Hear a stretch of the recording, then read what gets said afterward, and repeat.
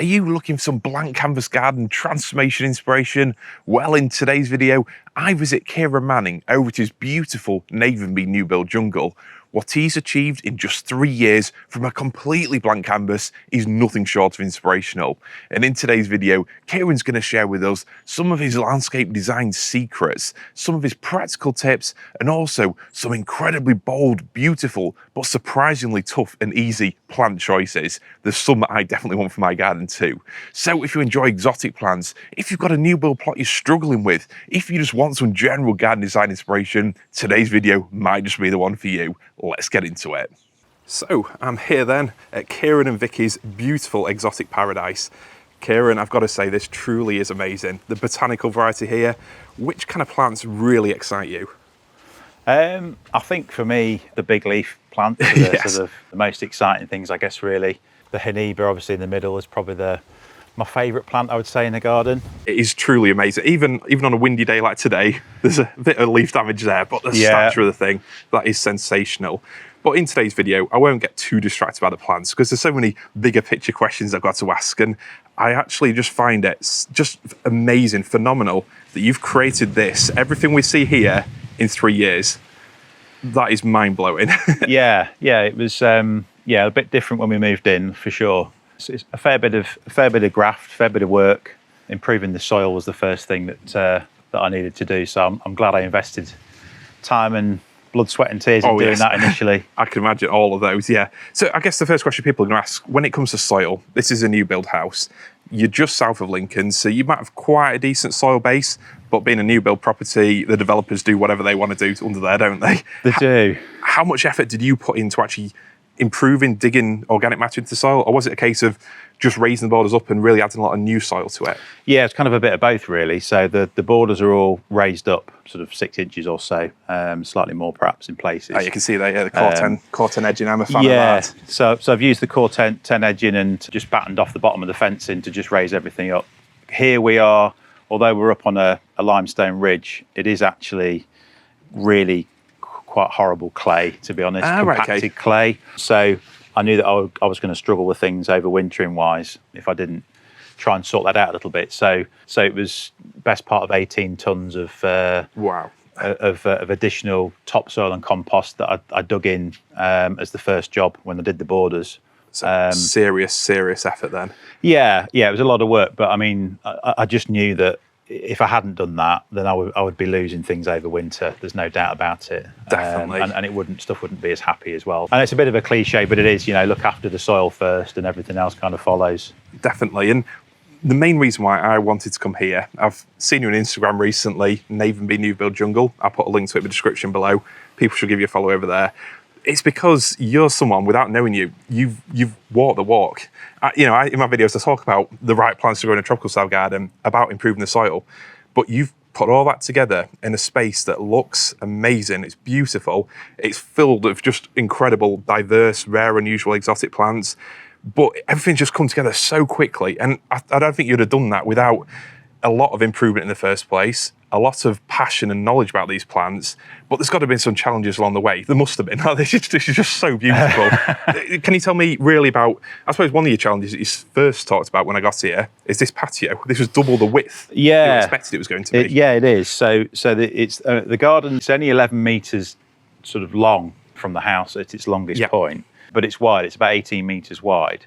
And we were expecting the first 2 metres to be patio, but actually when we came to visit when they were midway through construction, we realised that they'd actually done it 4 metres deep. Oh no! So it's twice the depth that it was intended to be, which, depending on your outlook, is a good thing or a bad thing. So for a lot of people that'd be, wow, I've got all this extra free patio, but for a gardener it crushes your dreams. Absolutely, yeah. So it meant that I had to sort of adapt my plans with things, and this year I've really started to get into pots and try and populate some of the space with more pots. I can see that. And to be fair, I know your background's in planning from a professional point of view, but and I've also seen your plans for this garden. You had sketches provisionally drawn up with the main sort of structure and the planting, but it's your addition of these pots over what I understand is the last couple of years, isn't it? Yeah. They really make this space just feel beautiful. And if I just spin around behind me, this stage in here, I love this. It's really turned the patio, which could have been a bit of a blank space, couldn't it? A typical new build patio into something that really is beautiful, changing and full of so much variety. Yeah. Is this something where, do you change this around seasonally, or is it just these are the plants I enjoy and I can grow them in pots so I can choose whatever soil I like? Is it a practical thing or an artistic expression? It's kind of a bit of both, really. Yeah. I mean, the house is detached, but I quite like the gardens where the semi-detached houses where you have that enclosure to the side. You can create that effect where effectively your garden comes all the way to the house. Obviously, we've got to get down the side of the house there. And we've got this patio, so I wanted to try and create kind of a border that came all the way to the house. I can see that, yeah. The only way I can do that is with pots, and then really it's just kind of things that I thought were quite cool to grow. Really, I can really see that. And we were talking about again before we started filming about how, I don't know if it's just a man thing, but we tend to go through obsessions with certain groups of plants. And one of your latest is the spikers, isn't it? The arid plants up there. We'll get to those shortly. But the way that you've used the pots to soften the edges. So over there, the corner of the patio there, those group of pots, they just disguise it, don't they? They give a little design touch. And again, here with the uprights, it just blends it in, and it just feels so much more just lush and leafy. It's beautiful. Yeah, it's a lot of kind of hard surface. Obviously, you've got the back of the house. We've had the pergola done this year to try and give some protection from the shade, because we get a lot of sun. But I wasn't entirely happy with how it looked with the post landing on the patio. It looked really stark, so I knew that I wanted to try and disguise that. And again, so pots were the obvious way to do it. So it gives you a nice little place a reason to have a group of pots there. Yeah. It's something I very much got into this year, mix of kind of stuff I can drag into the greenhouse, a lot of it really, stuff I've grown from seed. Just interesting, cool plants, basically. That's a dream for all of us, isn't it? Yeah. You want to grow these plants, and what better place to enjoy them than right outside your door. You can see that view from outside, and as well as being a visual, beautiful thing to look at, you were talking in the sort of plant geek sense about using this pergola here as a place to actually overwinter a lot of the arids and the spiky plants, weren't you?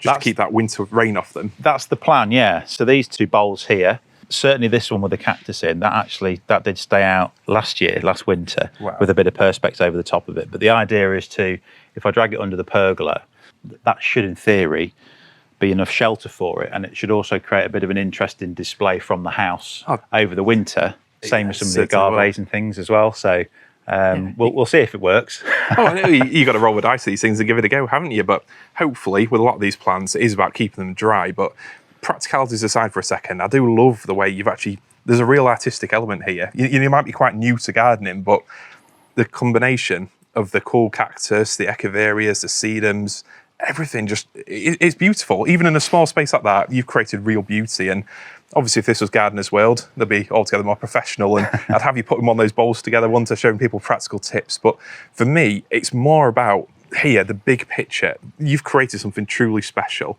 And I know when I first came in, we looked outside and you sort of said almost apologetically, I wish I had one of those longer gardens where you can create a journey.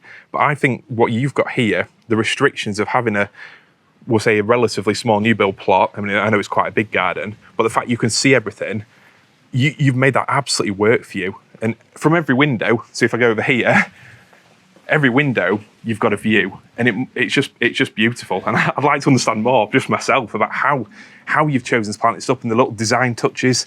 I just really appreciate it when people grow a diverse range of plants and they're planted in such a way that everything just flows, and you've really made the most of the space. So, I mean, over here, for example, big Tetrapanax. Did you plan to have a big Tetrapanax there, or is this one that's just sort of popped and done its own thing? Yeah, so funny thing, so I did plan with the Tetrapanax. So this one is Rex. I've actually had a bit of an issue with the Tetrapanax the past couple of years. This one's not. This is the original plant. It's not doing very well for some reason. I can't quite figure out why, but it's certainly pupping quite happily. So again, it's a lot of the gardening that I quite like to do, certainly this time of year, is just editing. So I've taken a number of pups out, and then a couple I've left to sort of create a bit of a mixed kind of canopy layer and a bit of interest. And potentially this one it may well bite the dust over the next year or two. So one of them will take over as the main one. So so I'm not getting too sort of precious about it, but I'm not quite sure what's happened with it. It had 4 growing points on it earlier in the year. This one, I took 2 of them off, but I've noticed now even this one is it's died off as well. So yeah, not everything's doing entirely happily. These things happen. I know a lot of people have struggled with the Tetrapanax this year, so feel free to let us know in the comments below if you've had similar issues. I know Jenny and Roger, even them over at the Secret Garden of Louth, theirs looks like a shadow of its former self, but there's a lot of pups which obviously, like you say, take over. So to an extent with these exotic plants, you can't fully plan for everything. You have to sort of roll with the happy accidents, don't you, and what nature wants to do. Absolutely, yeah. But I think on that note, something I'd like to point out, everything here, it looks pristine to me. It looks beautiful. I love the combinations, which we'll look into in a bit more detail.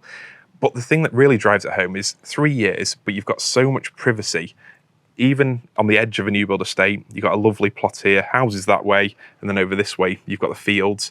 But it feels so secluded. You could, I know it's a cliche, but you could be anywhere.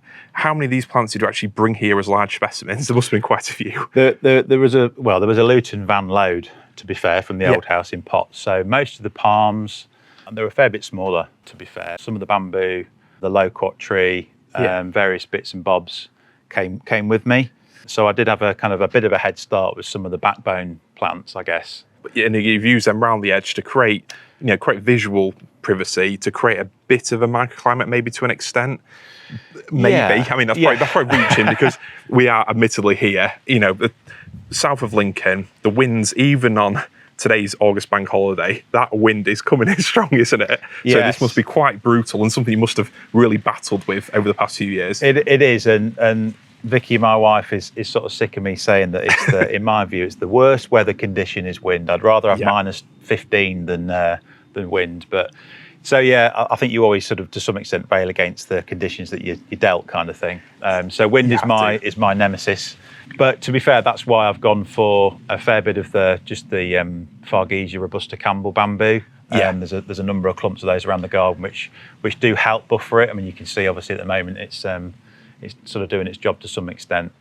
So yeah, wind is it's probably the biggest challenge that I have up here, I would say. Well, the second challenge, I imagine, the water level around here. Just repeat again what you were telling me about these raised beds here and how much water you had this past winter. Yeah, so I think because it's sort of compacted clay, the lawn here, I think it was last spring or the spring before, I can't remember, but it was the wet spring that we had anyway. You couldn't actually see the corten edging, so the whole lawn was under 5 inches of water or something for about 3 or 4 days. So I was, and most of the planting you see here was in the ground at that time. So I was really worried about things like the Arisema and the various just fading away stuff that kind of is tough and it stays in the ground, but it's not going to like being in freezing cold water for weeks on end. So just raise them up a little bit has helped. But I just really want to emphasise, obviously, as we go around, I do want to make a video that all my regular people will get into a lot of plant detail, a lot of plant geekery.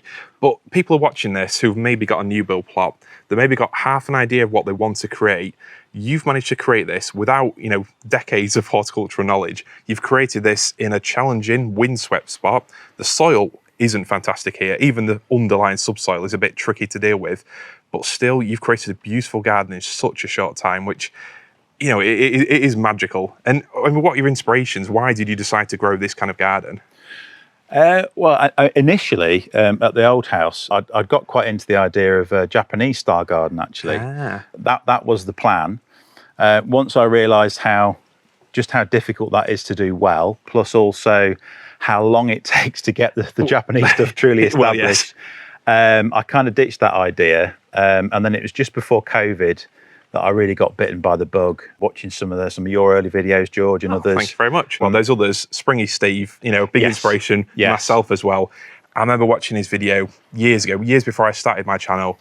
To me, one of the things, I've mentioned this time and time again, if people can put plants together that come from different groups, different parts of the world, I just find it amazing. People, like yourself, I'll put you in that group, people like Jenny and Roger, people like Shane Bilson, it's that combination of what I keep classing rather detrimentally as normal garden plants mixed in with the exciting exotic foliage, trees. I just love it. And Springy Steve, the amount of variety in his garden. You've been to visit recently, haven't you? Yeah, I went last weekend actually, and for the first time, and was blown away. But yeah, his videos that he used to do, sort of an annual video on YouTube. I remember those, and I watched one of those videos and I just thought, I just want that. It was so inspirational.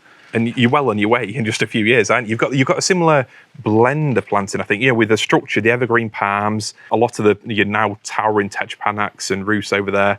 You've got that kind of structure there, and I think over time you'll sort of edit and manipulate these borders even more, won't you? That's part of the journey, I think, definitely. Yeah, I think so. I mean, it's kind of things are squeezed in. Of course, partly that's by accident. Partly it's the mistake I think a lot of new gardeners use of kind of thinking that's plenty of room for that, and then you put something next to it. Yeah, every single year. Yes. And then you realise, the errors of your ways. But to be fair, I do think though, because of how windy it gets, to some extent that does help. Things support each other; they don't dry out quite as quickly. Yeah, no, there's a lot to say for that, definitely, and especially here in the sort of what are now the shadier areas, you can't see the soil, can you? So if you can't see the soil, it's not drying out, is it? Like you say, everything's covered. A weed is not going to have a chance to push through that a lot, is it? No chance. I mean, to be fair, I barely weed. I don't really get weeds, to be honest. They just don't have a chance. That's the best way of doing it in my book. Pack it in, and then the weeds don't have a chance. This is definitely it, and something that I'm eagerly working towards in my garden anyway. But no, it really is amazing, and I do get the impression that if you've gone down the Japanese garden route or a bit more of an oriental theme, you might have been getting bored, with how sort of static a lot of it can be. Yeah. It is about the long game, isn't it? Whereas this tropical style, I think part of the reason why this is so exciting and really relevant these days is you get fast results, you get instant results. You can change it every single year. You can have a flowing display that evolves to suit your tastes, how the light changes in the garden. And I just love a lot of these really fast-growing plants. But if we go down here, there's a fast-growing plant which I've talked about in lots of my earlier videos, but you really had some amazing success with, the Colocasias. So which one's this one here? Put you on the spot. Pass. Yes. It's the G one. The G one. Whether it's Gaeligongensis or Jaeligongensis, I think Tony Shep might have said recently, but whichever it is. If Tony Shep says it, then it's definitely true. But it's the G, the original G, let's call it. The original G. So yeah, for me, it's performed well this year, and it has been the most reliable Colocasia. It's the first to come up in the spring. It's put on the best display, better than pink China for me normally. Although this year, just behind you there, George, I think pink China has really done itself proud. To be fair, wow. So I might have to revise my thought process on which one I prefer. That's weird, isn't it? Like you're saying, it's a dry year, and it's very dry compared to last year. A stark contrast, but look at the size of these leaves. Yeah, that really is beautiful. And it must. I know you said actually the sort of pleasure of getting friends around that are not really into the gardening. When they see something like this, that must scream, "This is tropical. This is crazy. This is a little slice of real extravaganza in a Lincolnshire back garden." Absolutely, and for me, that's one of the fantastic things. You get these amazing exotic looking leaves. Yeah. Huge. Doesn't look like it should be in a garden in Lincolnshire, and then even better when you can say, and you leave it in the ground and don't worry about it. That's the final sort of, wow, isn't it? Yeah, absolutely. Yeah, it is beautiful, and here, just to show people, it's not all about the exotics, despite my 250 previous videos. Here, you've got Rebecca's, and you've got Dahlias, you've got Eucomis, which we'll look at in a little bit. Yeah. But this Cautleya is a plant which doesn't get talked about enough in my YouTube videos. It's beautiful. It's a ginger relative, isn't it? It is, yeah. Is this a good doer for you? It's brilliant. It's so reliable. I've got a number of clumps of it. I've possibly got too much of it, really, but it's just... No. It's bulking up nicely. Again, you just leave it in the ground, don't even mulch it, and it comes back reliably, really quite early. It flowers for a long time, flowers earlier than your normal gingers. Grows to a nice height, nice manageable height to the front of the border. It gives that balance, doesn't it? Where if you just go for, like if I can just show you in the frame for context, next to that Haniba, that is a tall plant, isn't it? These insetties want to be tall. Yeah. The ricinus, your ricinus this year have done really, really well. Everything else is big, and you sort of need that balance, don't you? You need the woodwardias, you need the smaller persicarias, you need the hostas, and this ginger is a great way of repeating the foliage of a canna or a banana, isn't it? But lower to the ground, so very, very helpful. And in my past videos, especially my last video at Shane Bilson's garden, balance was really a key theme about how to really create a border that works, you need to have that sort of flowing line, don't you? You need to have the smaller plants. You need to work your way up to a bit of drama in the middle, and you've definitely done that here. It looks amazing, and even Crocosmias. Yeah, I shouldn't say even because they're a beautiful plant. But do you know which varieties these are? Do you know I don't, and I can't. I've got a few different types. I can't remember which one the only one I can remember is I've got Columbus over there, which doesn't do quite as, it's not quite as vigorous, but it's got a much nicer flower. It's a beautiful golden colour, isn't it? But yeah, for me, I think they're just, again, they're really good doers. You get a nice pop of colour. I think for me, it sort of works with the overall kind of exotic look and theme. The clump over here doesn't do quite so well. Is that a Lucifer? Is it, it's not Lucifer. No, it's a lighter colour, isn't it? There's one. Is it something like Firecracker or something like that? Yeah. It's more of a sort of orangey colour. It doesn't tend to do quite so well there. But yeah, you know, there are.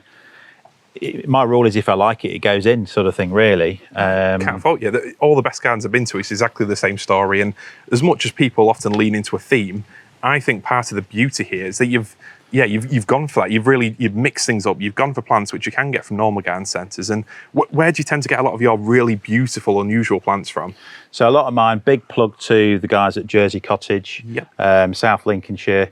Fantastic family-run nursery. I would think probably 2/3 of my garden plants have come from there. They're really knowledgeable, really worth the visit. Got a fantastic sort of display garden that you can walk around there.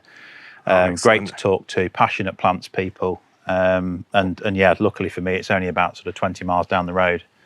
So what more could you want? Yeah, it's really good. I know it's definitely on my list of places to visit, but these days I try to crowbar a video into my visit. So hopefully one day I can make the trip over and also maybe see Brendan over at Tetrapanax as well. His garden's really coming on nicely, isn't it? Absolutely, yeah. I bumped into him a few times at Jersey Cottage. I know he goes there a lot as well. So fair play. Definitely need to make the trip over, and you should too if you live in the Lincolnshire area. But going back to your garden, I think a lot of my videos really focus on the geekery around the specific exotics, like your Trachycarpus, your Enseti. And there's so many people, for them, these plants are really the gateway drug, and you'll end up chasing the unusual and the exotic for the rest of your years. But I love the way that you can really give an exotic touch to a border with just a few chosen plants mixed in. So here, like I mentioned, you've got euphorbias, you've got heucheras. I mean, this fern here, is that a... No, that's a Dixonia, isn't it, that one? It is, yeah. It's a small Dixonia. It didn't have a trunk at all when it went in. Again, stays in the ground. I just stick a ball of fleece in it in the winter. But for me, you know, he creates a fantastic, I think it was about 12 quid as a plant or something. So that's one of the best looking ground ferns for me. Oh, absolutely. I mean, when I come to a garden, I often find it's not a case of the rare, expensive specimen plants that really create a garden. It's the accessory plants, the companion plants. It's creating that flow. And whilst people, you know, might just have like Aeonium like that in a pot, they might have one specimen tree fern. That by itself does very little, but seeing the whole lot put together like this, it's beautiful, and you can create it with a lot less money than you might initially expect. Yeah. To me, one part of that really, and this is something I featured in my exotic garden journey, it's these fast-growing annuals like ricinus. I mean, what more could you want from a pack of seeds? Look at that. Yeah, they've done well this year, actually. I can't remember which type this is. I think... Is it the purple giant or New Zealand purple, that one? It might be New Zealand purple, or there was another, is it Karma Ceta or something? I believe that one might be Karma Ceta with the really bright seed pods, which look, really striking and it's fiery. Funny, I can't remember where I got the seeds from, but I got 2 packets, but one of them was supposed to be one of the green leaf ones. Right. So they're obviously the wrong seeds. Maybe, yes. So it's probably a bit more red than I would normally kind of have. But I think it works. You know, I love it. The colour contrast, and this is again something I spoke about with Shane, having those purples, it just works so well with green. Any flowers just pop against it. And to me, it's just sort of looking back, filming this video very unprofessionally, peak midday sun out way, very, very hot today, high of 27 degrees. But even in this light, that Enseti, that red there, it just picks up nicely. Like Lobelia, Queen Victoria over there, I believe that one is. Yep. The ricinus in the distance, over there, the Persicaria. If everything was just green, sure, it'd be a beautiful, flowing, harmonious space, but everyone likes a bit of vibrant colour, particularly in a tropical style garden. You know, you've got to go big, haven't you? Yeah, but absolutely. This plant here, this isn't red, is it? This isn't a striking purple. Yeah, this is Physotegia, I think it is. The obedient plant. So I think it's like a sort of cottage garden type plant. It likes moisture. I think it works at the moment. I might change it for something else in time, but I think at the moment it sort of ties in colour-wise, picks up a little pop of that sort of purple type colour. It's bright enough, and I mean, my knowledge of plants in other sort of genres is limited. I'm more than happy to admit that, but seeing it here, those little spires really sort of mirror the other Cautleya, the gingers around it. it's all about that sort of form, isn't it? And as long as it's bright and you enjoy it, get it in your garden. I think it's as simple as that, isn't it? Yeah, absolutely. Yeah, like I say, it's something that I saw it and I thought, well, it's not the sort of style of plant that I would normally go for. But when I actually looked at it, I thought, well, I think that might work. Definitely. So yeah, it went in. I think it works. It looks beautiful there. And something we're talking about as well, Persicaria. I think we're both at a stage now where we've tried the purple fantasy and we've got a little bit bored of it, haven't we? As beautiful as it is, yeah, it spreads and it can look a little bit, lanky, a little bit messy, can't it? Mid-season. I don't know exactly. Is the name of this one, do you? I think it's Lance Corporal. Yeah, it could well be that one. It holds itself a little more nicely. And I get the impression it probably doesn't ramble and want to take over your whole border quite as much, does it? No, it's much less of a sort of boring bully as the purple fantasy. Yeah, it's possibly a little bit unfair, but both myself, Shane, Mark, everyone, they grew the purple fantasy because it's such a cool foliage plant. Yeah. And then you get a little bored of it, don't you? Let's be honest. Absolutely. I've got a couple of clumps of the red dragon, which, as you can see, that's just had its 10th haircut of the season recently. That also gets a bit big for its boots as well. Yeah, you need to hack it back, and as much as you can do that, and it absolutely just keeps growing away regardless of what you do to it. There's a certain point we realise potentially it's not the best, it's not the right plant maybe for that spot. And no. And maybe at that point with some of my garden, but they've certainly done the job, and I do like that Lance Corporal. It's much better behaved. It's a bit slower to get going. It's just not quite as vigorous, which for a Persicaria is probably a good thing, really. Oh, yeah, you can certainly throttle that back. And when it comes to the more diminutive plants, which tend to stick to their place most of the time, is this Gallium odoratum? It is indeed, yeah. Oh, there we go. See, I do have an occasional bit of plant knowledge outside of my genre. No, I do love this. And this is something Jodie Wilkin actually introduced me to. Yeah. I love it. It's got those same kind of Scheffler leaves, hasn't it? It's a woodlander, isn't it? I believe this one. It is, yeah. And funny enough, it was, because that's jungle japonica, isn't it? It is, indeed. Oh, yeah, you got it from Jodie as well. That's the inspiration for it. So yeah, nothing's an original idea in this garden, George. So well, likewise, yeah. It's all about borrowing, adapting, and changing to suit your own needs, isn't it? So, yeah, and I've got loads of clumps of it around. It just kind of sort of behind you there as well. It just fills those little gaps at the front. Yeah. Tough, does its own thing. You can hack it back, you can pull it out, you can divide it, you can spread it around. It's a good doer. Covers that soil again, tries to lock in that moisture, which has been important this year as well.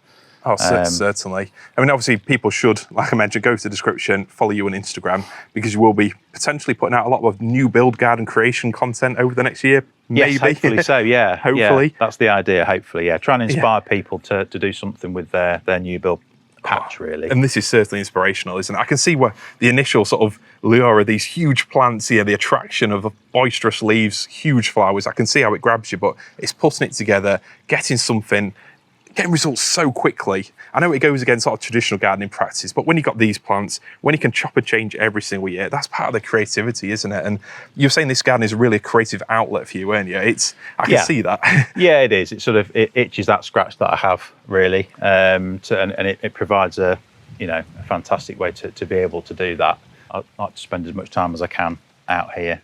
Definitely. Just doing a bit of deadheading and moving things. I'm constantly tweaking. I'm sure a lot of people are the same. Constantly moving things around and just editing things. That's just part of it, isn't it? It's part of the fun, part of the journey. When you're laying in bed at night and your mind's just whirring about some just insignificant little detail of a new border. Yeah. But it just finds its home, doesn't it? And it just sticks there. Yeah, absolutely. So just going back to this for a minute, the Gallium odoratum. One of the group of plants I'm most interested in recently, it's the groundcovers. It's the accessory plants, and I've actually had a couple of people message me recently on Instagram, asking how I feel about their borders. And they're actually beautiful. Both of the people have got amazing gardens.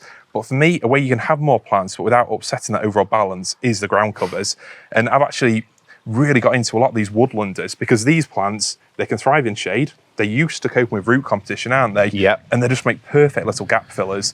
You should definitely, whilst you're on Instagram, go follow Jodie Wilkins because his garden, it is amazing. And just on a personal level as well, what he's created with the challenges and what kind of busy life he's got, it really is truly an inspiration. But little plants like this, he uses them so beautifully. Some of his contrasts and combinations are out of this world. Yeah. And I think really having a little piece of that there, borrowing that idea, you've got to borrow it, haven't you? Yeah. Definitely not stolen, certainly borrowed. It makes this border complete, and it sort of grounds a lot of the exotics, rather than just being a specimen plant, another plant there, looking like a row of soldiers. it becomes a beautiful flowing border, full of leaves, lots of colour. It does, and it's. I try. I'm not always successful, but I try to plant in contrast. So it's mostly foliage as a garden. But I try to sort of get that contrast between, you know, the broad leaf and then the palmate leaf and then the smaller leaf. Yeah, I can see that. To try and so that I don't have things hopefully that are too similar, too close together. I can definitely see that. So here, you've got the feathery mahonia, you've got the broad leaves behind it, the Hedychium ginger. Yep. You've then got this ricinus with its huge dinner plate, size leaves. Yep. And then you've got a palm at the back there, this canna with massive foliage here, beautifully variegated, striped in the sun there. It is all about this contrast, isn't it? But I've got huge respect for anyone that can do it as well as this. And it's something where, just to go on about myself a bit more, I really struggle with combining plants that come from different groups. I think my brain is just wired up logically to have, aeoniums mixed with yuccas and agaves and stuff. Yeah. But here... Not with Colocasia. Exactly. And it's something where, I don't know, I've just always struggled with it. I just, physically, plants don't look right until you see it in someone else's garden. It's like, why wouldn't you do that? Why wouldn't you have an aeonium in there? Why wouldn't you have gingers reaching up through off these woodland plants? It just looks beautiful. I mean, a lot of it is if there's a little gap, I'll fill it with something. Well, it's as simple as that, isn't it? Yeah. And actually, the aeoniums they were new to me this year, and it was actually a family friend who she gave me one plant, and it's just blown me away because I think I've created about 12 plants from it. Yes, it's one of the easiest things to propagate, and these are just cuttings off it that I've literally just cut off the main plant and just stabbed it into the soil. Right. And it's been thriving all summer. So I'll dig them up in the winter, obviously, and stick them in the greenhouse. But so there's me going on about saying you're a master plantsman. I appreciate the beauty. You're just as plant obsessed as the rest of us. You found something new and you want to grow it everywhere and anywhere you possibly can. Yeah. A lot of respect for that. But just to go back to, this whole idea of creating something quickly, when did you put this wildlife pond in? This year. So it was, I think it was March, April time. So it's still settling in. It's something that I wanted to have as an additional element to the garden. It's amazing. It always just surprises me how established ponds look so quickly. It's just beautiful, isn't it? Just seeing all those leaves, and you must have had a lot of wildlife in the garden as well, just as a result of this pond here. Yeah, absolutely. So the first 2 years of putting every type of food out in bird feeders to attract the birds in, did virtually nothing. And within a week of having the pond in, I was getting all sorts visiting the garden. So it's really amazing. Hopefully really doing its job of giving the birds somewhere to have a drink and a bath and what have you, and just attracting that wider sort of wildlife. I think the next thing will be punching a hole through the fence as a bit of a hedgehog gate. Oh wow, yeah.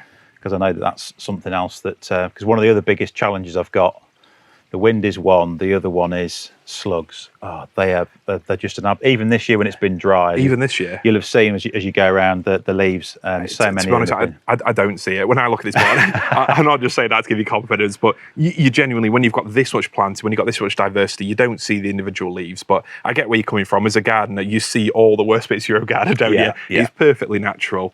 And like you say, having a pond is the best natural thing you can do to keep that slug population down. Everything that eats slugs likes water. Likes a pond, doesn't it? Yeah. It's as simple as that. It hasn't quite worked yet, but it is early doors, obviously. So the next couple of years, hopefully, as things settle down and the blanket weed settles down, hopefully. Well, there's always challenges, isn't there? It is, but it's nice to have the sound of water in a garden as well. That's the other thing, to have sort of flowing water adds a nice touch. Was that something that you really wanted from the offset with the pond? Yeah, so combination of things, really. The first is that, it does give you that nice sound in the garden to have. It's nice and pleasant to have that in the backdrop when you're out having something to eat or drink. But also, to be honest, in a new build context, properties are close together. That's just the way things are with new build houses. So privacy can be a bit of an issue. So, screening with your plants obviously comes in to overcome that kind of overlooking, that sort of thing. You've certainly done that. But actually having flowing water can also mean that it can sort of mask conversation sounds and things like that as well. So it's a useful device, actually, to give you a bit of extra privacy in terms of being out and chatting and that sort of thing. Yeah. Even when you got some over-enthusiastic plant geek, naturally in your garden, you still got that beautiful little sound in the background. And I mean, obviously, I don't like to dissect what is a beautiful creation, but this pond, its heart is very simple, isn't it? So you've got a water blade, is that over there? Yeah, just a plastic water blade, and then just a return pump that's in the bottom of this. A deep sump in the middle of the pond goes down sort of, I don't know, about 24 inches or something, with a pump that's in there, disguise the pipework round the back. So it's sort of self-contained water feature effectively, really. I know purists out there from a wildlife pond would say, yeah, you shouldn't have flowing water and pumps and things, but you know, there are compromises. The birds don't seem to mind, put it that way. Oh, no. I mean, most of it is still water, isn't it? But you've still got that little bit of sound. I can see I don't know how well the camera's picking it up, but there's all kinds of bugs and beetles, and there's a wasp there flying around at the back. Everything must really enjoy this. And I do love the way you also use some local stone there, haven't you? That's what your stone looks like around here. That's right, limestone from about 5 miles down the road. So we're on a limestone ridge up here. So it's all local materials dug out of the ground in the past couple of years. There's that planning officer sustainability box checked, isn't there? But the way you've also sort of countered that, you've got the beautiful flowing pebbles there. Everything looks beautiful, and allowing that euphorbia the space. You know, this is what I should have done with mine. Yeah. Is that John Phillips, or is it? It is. Oh, yes. Yeah, it's the beast, John Phillips. Wow. It's probably not looking its best now because there's sort of spent flower heads on it, but what a plant. I just think it should be in every garden. What's such a fantastic evergreen shrub. So many boxes ticked for me. You know, it looks really exotic, tough as old boots. Flowers profusely, amazing scent from it. I mean, what more could you want, really? Yeah, absolutely. As long as you've got the space, that is the only thing you have to say. Yeah, isn't it? I mean, it's. But here it works. You've got the space. All you have to do is just basically just keep on top of that bottom edge, won't you? Exactly. Yeah. So hopefully it shouldn't get too much bigger. It's sort of. It's pretty much, I think, at its extent now. Hopefully, a great plant, and again, propagates really, really easily from cuttings. Yeah. Or seed. The seeds ping off, don't they? That's quite interesting. You can see it in certain times of the year. Oh, yeah, you just hear that crack, don't you? Yeah. You're like, what is that? Yeah, they are a sensational plant. And as we touched on before filming, I have got a project coming up soon, which subscribers to my channel will no doubt be excited to hear about very, very soon. But I might have to take out my existing John Phillips. However, I'll be taking some cuttings in the next probably month or so, because I will be planting a couple more, because they're such an amazing plant. Deserve to be more widely appreciated, don't they? I think so, yeah. Really beautiful. Yeah, they're just, well, it's my wife's favourite plant in the garden. She really likes it, and it's one of my favourite. And actually, as a group of plants, euphorbias are one of my favourite. So diverse, aren't they? Absolutely. I mean, to get things that are virtually, you know, a lush kind of shrub like that on one hand to virtually cactus on the other, you know. And you got here just picking out eucomis, you got another euphorbia down there, haven't you? Yeah. We've seen others, even within the range of ones that we can grow in our gardens without issue. Yeah. There is such a wide range of colours, forms, sizes, stature, leaf shapes. They are just really, really beautiful plants. And I think if you had to choose one genus of plants, euphorbias they're certainly up there, aren't they, with what they can bring to a garden? Oh, absolutely. Yeah, no, I love them, and yeah, they all, well, in my experience, the ones that I've grown tend to be really reliable as well, and sort of bomb-proof, which helps. You need that to give you encouragement, especially as a new gardener. Yeah. Things that are, you know, even if you're sort of quite ham-fisted, are hard which to kill. always can be. Oh no, definitely. I mean, obviously, is that Mercenites down there? It is, yeah. I've got a couple of those in, sort of one either side. I cannot fault you. There's beautiful plants. I mean, obviously, luckily, we're not restricted to one genus, group, or species of plants. There's so much we can enjoy. But just to put you on the spot, if someone's watching this video, if they maybe haven't heard a lot about exotic plants, tropical plants, if they're maybe a little bit, you know, careful, cautious about their own gardening skills, what plants would you recommend to create this kind of look relatively quickly? Get some good visual progress, plants that you can enjoy, just seeing them thrive without killing them. So, I mean, Trachycarpus fortunei, of course, and I've got, I don't know, about 11 of them or something. Chuzan palm or Chinese windmill palm over there. Yeah, they're bulletproof. Really, really good plants. Yeah. Fargesia robusta bamboo, which is all I grow. The Campbell, that's the only one I grow. Beautiful form, very upright, isn't it? Yeah, well behaved, nice sort of wind screen. So they're fantastic plants. Mahonias, absolutely. Yeah. Love these. And you know, again, evergreen, bomb proof, look good all year round, get a nice flower in the winter. Really, really good plants. Fatsias in shade.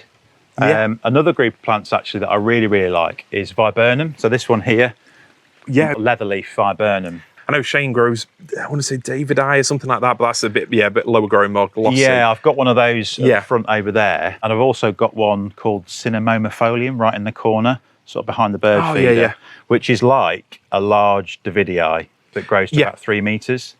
I just think as a range of plants, when you can't have all, well, you could do, I suppose, but to create a bit of variety, you know, you don't just want all palms or No. bamboo. No. So to have I shrubs took that are as a evergreen. personal attack, by the way. But no, I completely get where you're coming from. And I think partly in my videos, it's too easy to focus on, these are the plants that excite me. These are the plants that people watching my videos also enjoy growing. But let's face it, for people who are moving to a new build plot, who may be quite new in their own gardening journey, it might be their first garden. It must be great to start your garden with a structure, a plant you don't need to worry about. Winter's not a problem. They don't need a huge amount of care, watering, feeding in summer.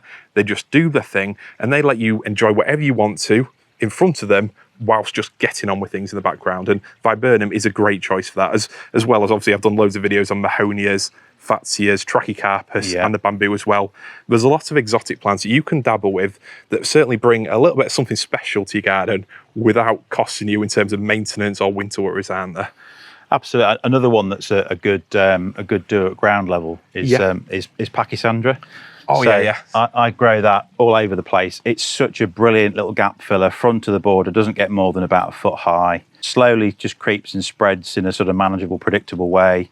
Evergreen again, tough. I take cuttings from it and I put it everywhere really. It works. For that very front of the border, that's kind of like that very low green skirt. Like that Gallium moderatum, it's the same purpose, isn't it? Just hangs over the edge there just nicely. And it really looks beautiful. And I like the way you've actually, much more successfully than me, at least up to this point, you've combined what might be a bit of a jungly aesthetic with the straight lines of borders.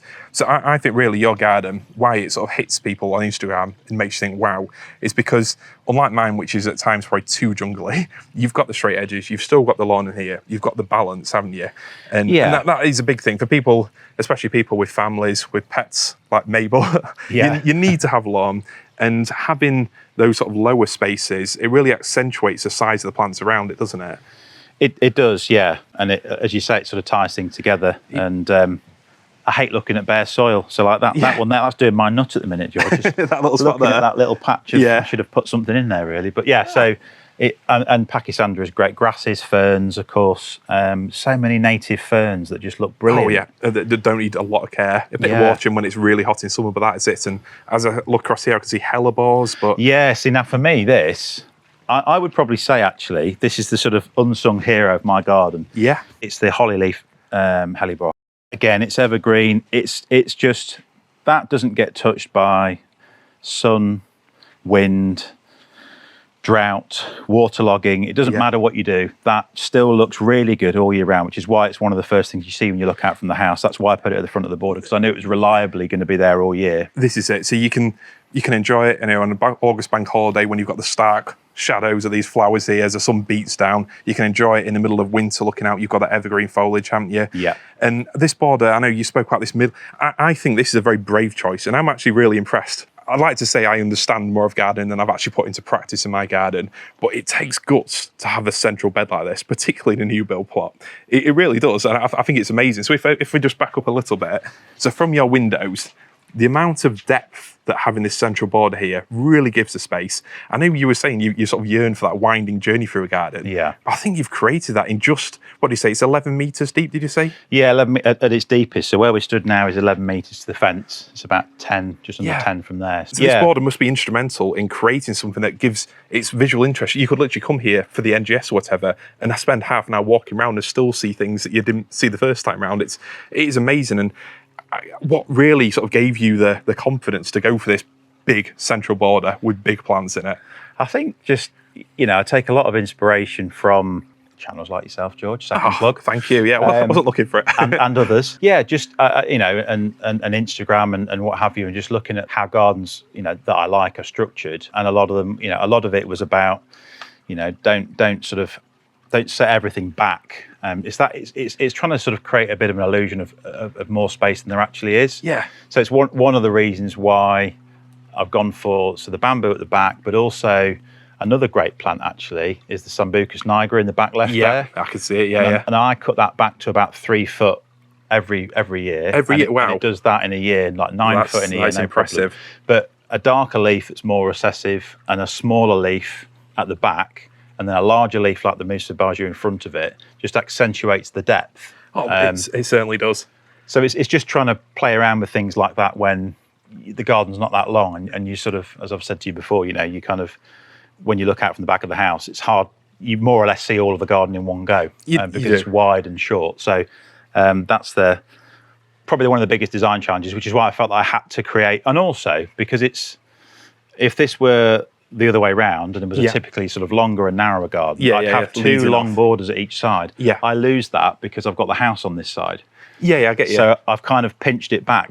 No. I see. Yeah, you've just sort of turned it 90 degrees, haven't you? And still enjoyed it. You've really sort of explored the space to its full potential. And as much as you're jealous of potentially a longer garden, I'm jealous that you can literally look out from every window on this side of the house, 3 different bifold doors, and you've got this beautiful picture in front of you. And I think really knowing that it's a bit of a composition, which I think is the word I'll stick on, having that big Heniba in the middle there, that is a centerpiece, isn't it?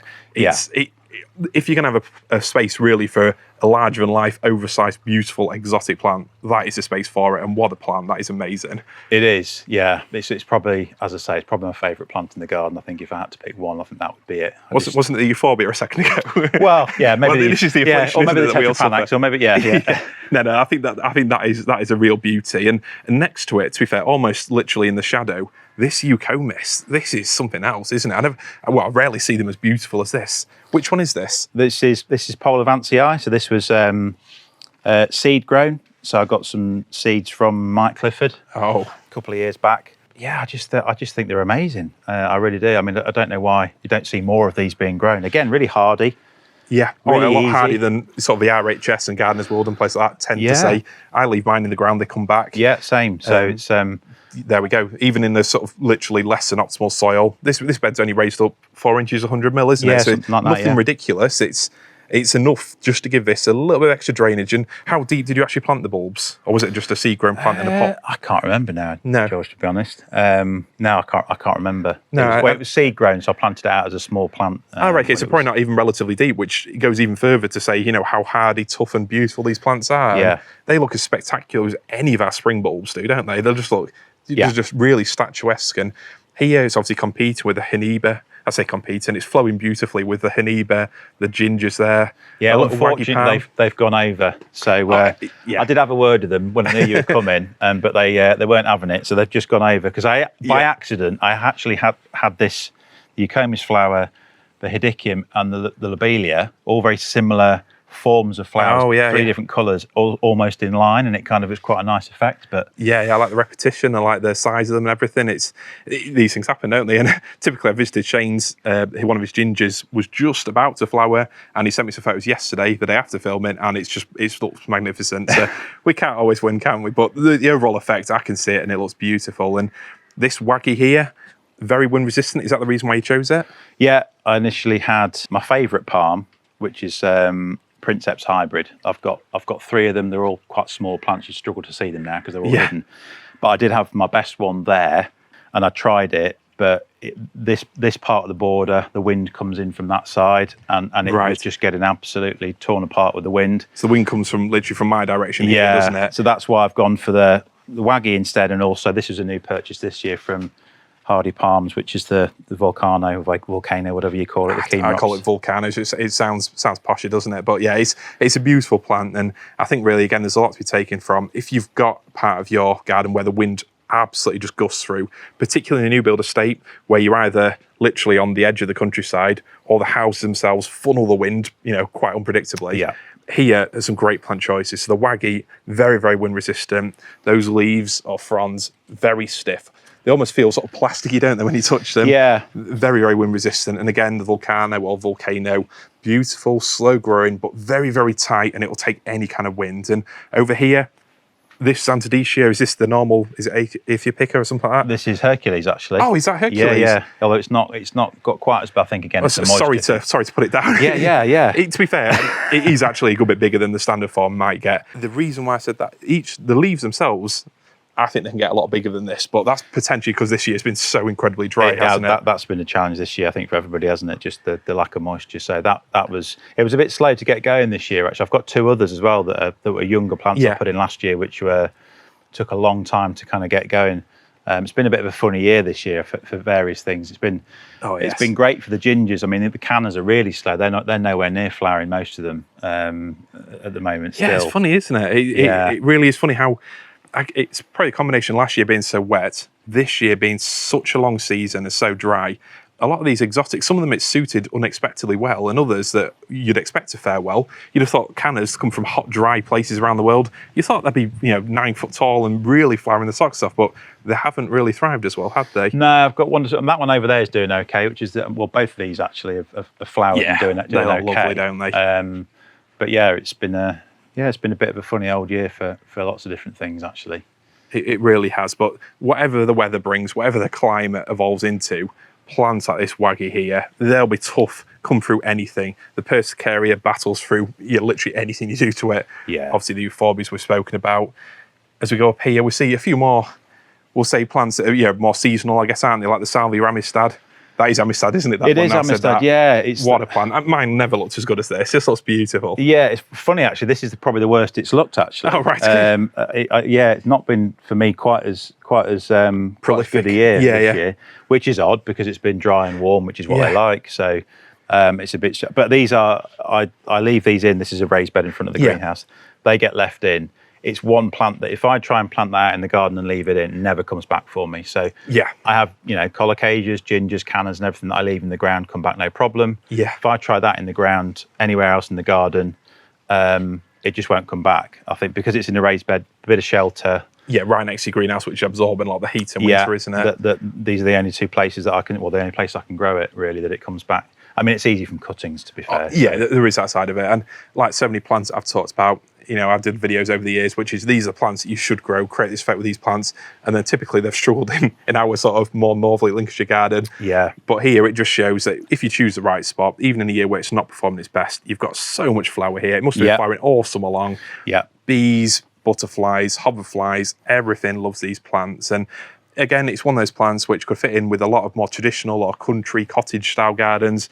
But here, when you really play off that vibrant purple with the ricinus leaves, with these outrageous cannas, large leaf colocasias, the effect really is amazing. I mean, I can't really say it enough, but I really am impressed and amazed at how you've created this garden so quickly. And it was seeing your Instagram, I know you haven't put many posts up yet, but it was really seeing the pictures from 22 when you can literally see every single fence. Yeah. And now there's only really a few tiny bits of fence left. Yeah. But the overall effect, the balance, the composition, it really is amazing. So, I mean, thank you for this opportunity to look round. I know we've not spoken about half of what we could have done. There's so much more to go into here. There's so many little seasonal details. We've got cyclamen down there. Yeah. We've got dahlias just about to flower. There's pot display after pot display. There's so many beautiful touches here, which really show off your skill, time and dedication and creativity. But if you had to give one tip for someone who's moved to a new build garden, and it might be a little bit overwhelming for them right now, but they want something, they really want to enjoy their outdoor space, what would you say? So I think the first thing is to do a bit of an exploratory dig and find out what sort of soil you've got. I think that's the first thing to point out. Find out what you've got before you amend it. That is a big absolutely key. It seems as though clay's more of the sort of predominant soil that certainly around here anyway. Yeah, in a lot of compacted new build sites as well. Yeah. Absolutely. So spend a bit of time with the soil. Just chuck anything in there really. Spent compost, additional topsoil, whatever you've got really. I do the chop and drop method. Oh yes. So if you were to actually peer into the back of these borders, you'll see all sorts of leaves. I basically don't throw, unless it's a weed, it won't go in the green bin. I just chop exactly it the same. and leave it. So that's a great tip for people as well. Keep hold of your garden waste because it's food for the garden. It really is. Definitely. I mean, what you created here, I think it really is a triumph. And do you know what? As much as this looks complete to me, it looks beautiful now on this gorgeous August day. I'm excited to see what you do with it. And I'm really excited as well. As a lot of these palms mature up, get even bigger, the trackies around the edge size up, you're going to have something really special here, aren't you? It's going to be a true paradise to explore all the way through the season. So, Kieron, thank you very much for your time. I've really enjoyed this walk around, hearing your insights about how to create this kind of garden. And remind me again of what your Instagram is so people can head over there. It's Navenby New Build Jungle. Excellent. So I really think there's a space these days for someone who wants to put advice about how to create an exciting new build garden. People that want this slice of holiday atmosphere, they want these colourful, bright, over-the-top summer vibes. I think you can really tell them how to create it. So definitely, after you finish watching this video, head to the description, follow Kieron and Vicky over there. Thank you as always for watching. Thank you, Kieron. It's been a pleasure, and we'll see you soon. Cheers, George. Well, I hope you enjoyed that visit to Kieron and Vicky's beautiful garden, and to have achieved that in 3 years without a lot of experience. Just hats off to you, Kieron. If you enjoyed that video, then definitely check out my last video over at Shane Bilson's Stoke-on-Trent garden, where again, in a similar time frame, he's created a real jungle, a slight different style, but also very, very beautiful. Or check out my back catalogue for loads of garden, design, and planting inspiration. Thank you very much for watching as always. Please leave a comment, let Kieron know exactly what you enjoy most about his garden, and I'll see you on the next video. Thanks a lot, see you later.